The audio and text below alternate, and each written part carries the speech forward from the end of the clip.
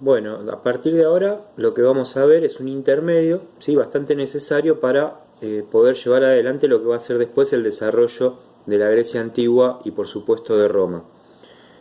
En ese sentido, a mí me gusta hacer este paréntesis porque tiene que ver también con un hecho fundamental que se da hacia el 1200 a.C., que es la aparición de el hierro ya como algo específico y sumamente utilizable en estas sociedades que nosotros venimos analizando. Este, Habiendo cerrado un poquito lo que era Egipto y habiendo charlado quizás muy salteadamente de este tema, vamos a retomar también cómo fue dentro de este marco el surgimiento de los árabes, ¿no? Que tenía una estructura bastante neolítica y pastoral, ¿sí? Este tipo de etnia, desde que surgen desde la periferia hasta el desarrollo civilizado, es decir, la periferia es todo lo que está por afuera, ¿no? De las zonas analizadas, y desde esa periferia surge justamente este tipo de etnia, como decía antes, o bien de sociedad en lo que se va a constituir después, ¿no? En sociedad. Dentro de un marco en el cual la edad de hierro se está volviendo muy fundamental, ¿sí? Como decía antes, hacia el 1200 a.C., la edad de hierro lo que va a hacer es que surjan justamente cambios intelectuales en este tipo de regiones, que si bien no reemplazan al bronce en lo inmediato, gradualmente van a ir tomando bastante preponderancia. Estamos hablando del mismísimo hierro, ¿sí? Y este hierro tan importante, por ejemplo, para el desarrollo de las armas como la espada. Esto va a hacer justamente que surja una industria siderúrgica bastante importante también para este tiempo en el que estamos nosotros analizando, a la vez que va correspondiendo al cambio que se da justamente con la llegada, o mejor dicho, con el encuentro, si se quiere, de la posibilidad de utilizar un camello, ¿sí? Para poder trasladarse en estos territorios tan complejos.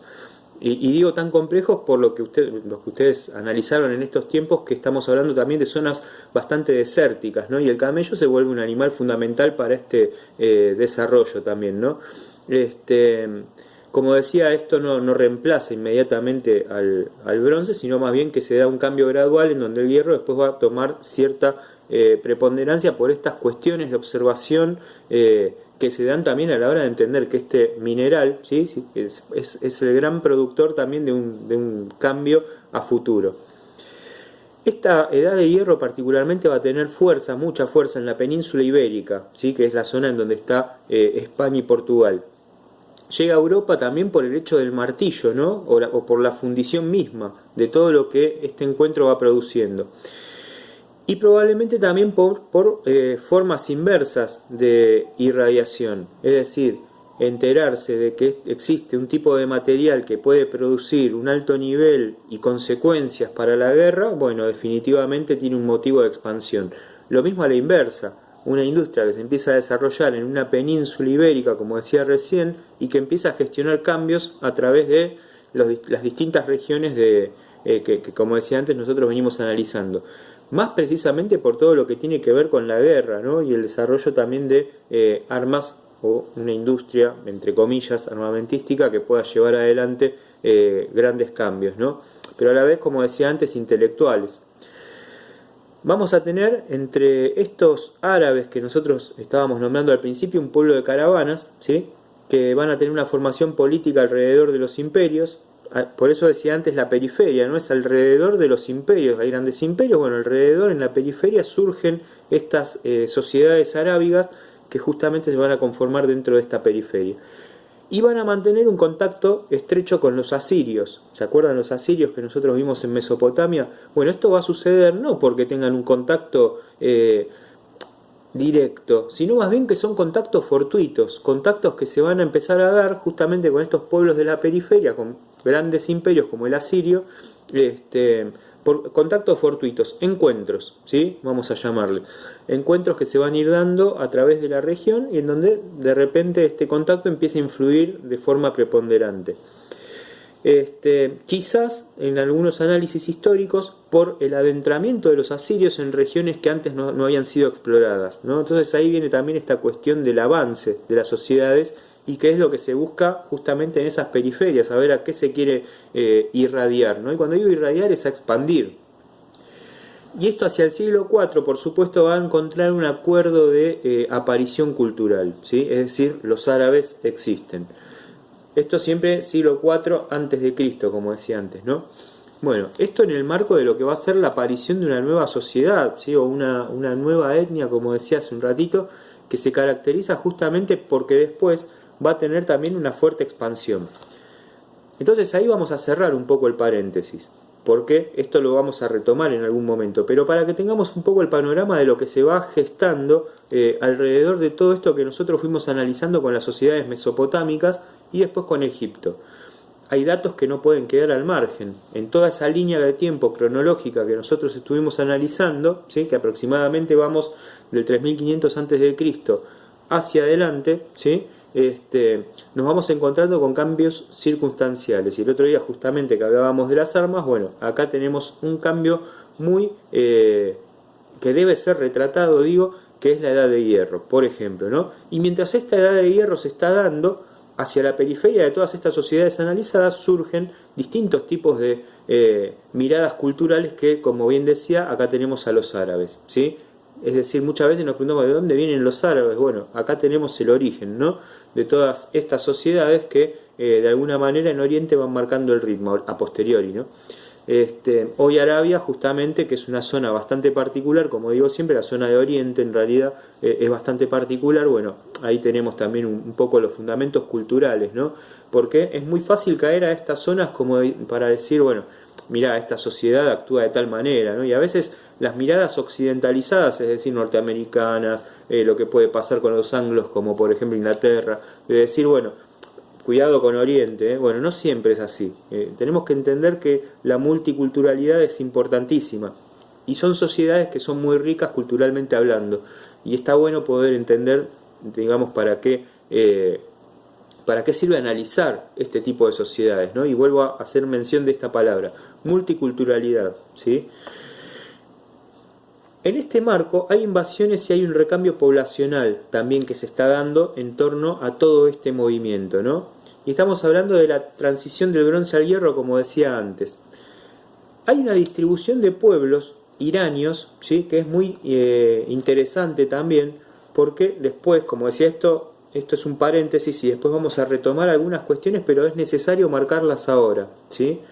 Hay una distribución de pueblos iranios, ¿sí? Que van a ser los arios, los medos, los persas y los partos, ¿sí? Vamos a estar hablando de una especie de naciones que se pueden entender desde diversos contactos entre cierto tipo de culturas, naciones cuyo diverso contacto tiene que ver con cierto tipo de culturas que van a tener ciertos acuerdos entre ellas, y son las que acabo de nombrar, ¿sí? Arios, medos, persas, partos, ¿sí? Son tribus y entidades menores, y ahora vamos a destacar por qué. Agropastorales, ¿sí? Que son innovadoras y que además tienen bastante bien desarrollado el sistema de irrigación, es decir, el sistema de irrigación de agua para poder cultivar. Por eso hablamos de agropastorales. Y hasta acá agropastorales. Entonces, como decía antes, bueno, naciones, ¿sí? Entre comillas, con cierto tipo de intercambio y con cierto tipo de acuerdos.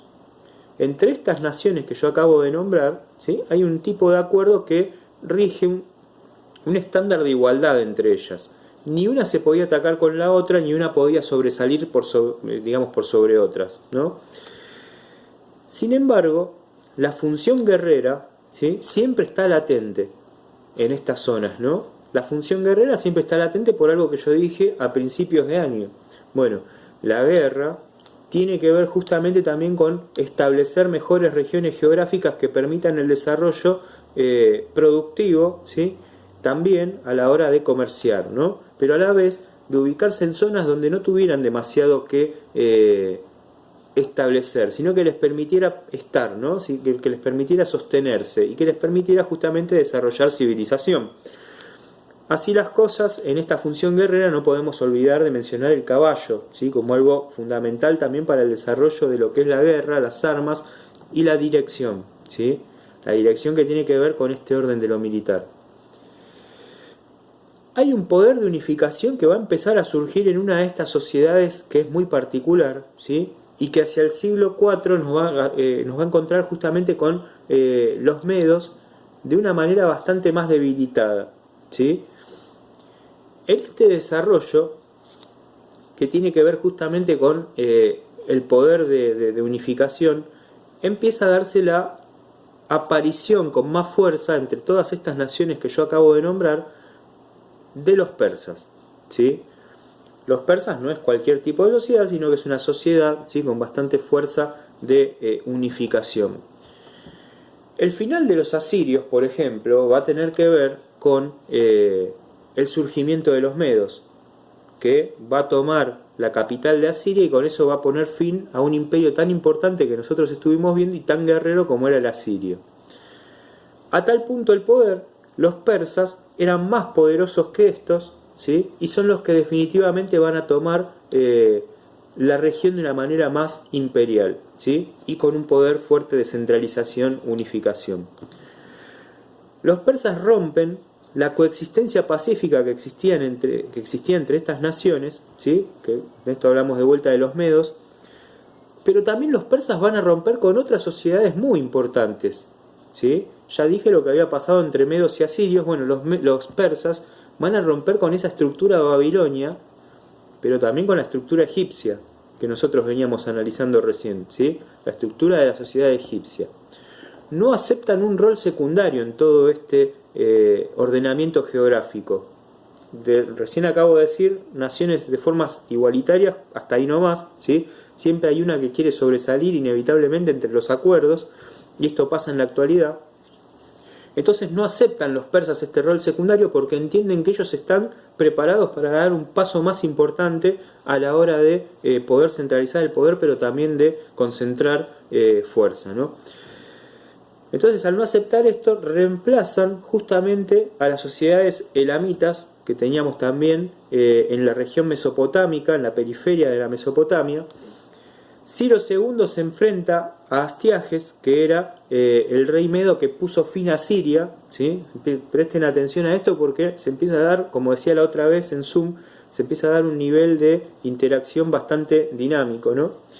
Ciro II enfrenta a Astiages, que era el rey de los medos, que había puesto fin al imperio asirio, nada más y nada menos, ¿sí?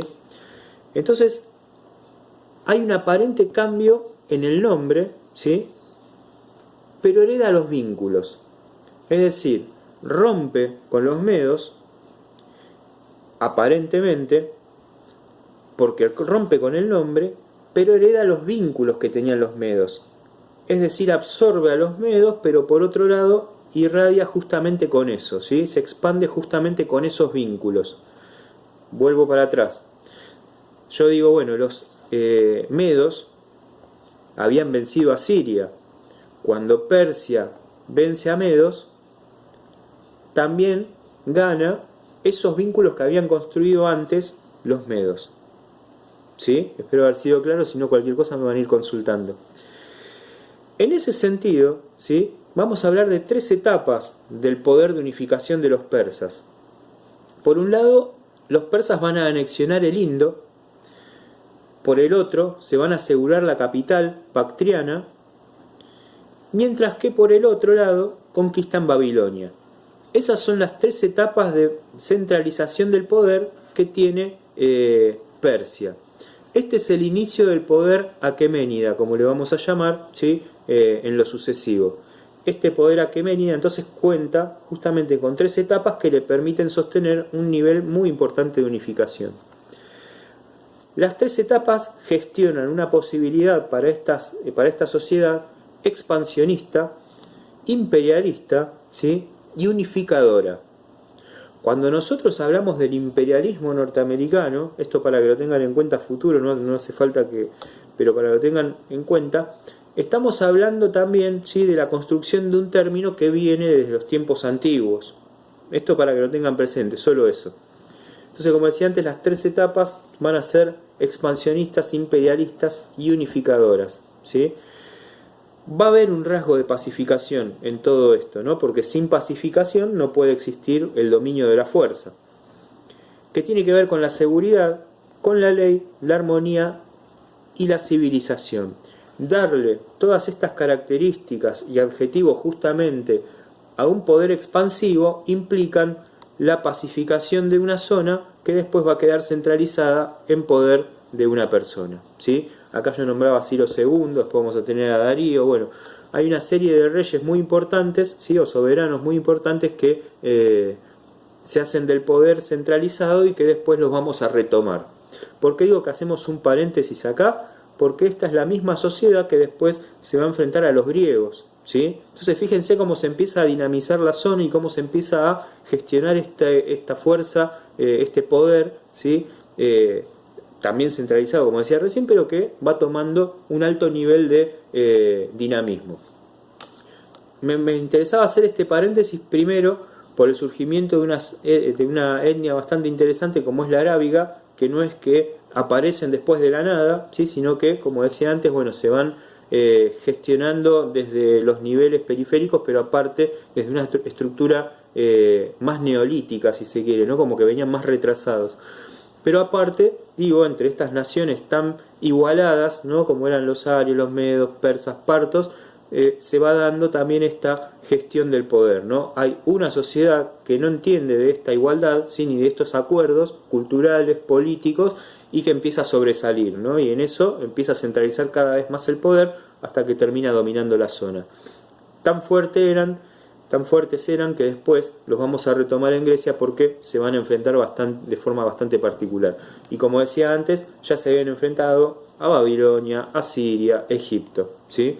Bueno, les mando un abrazo grande. Cualquier duda igual me van consultando.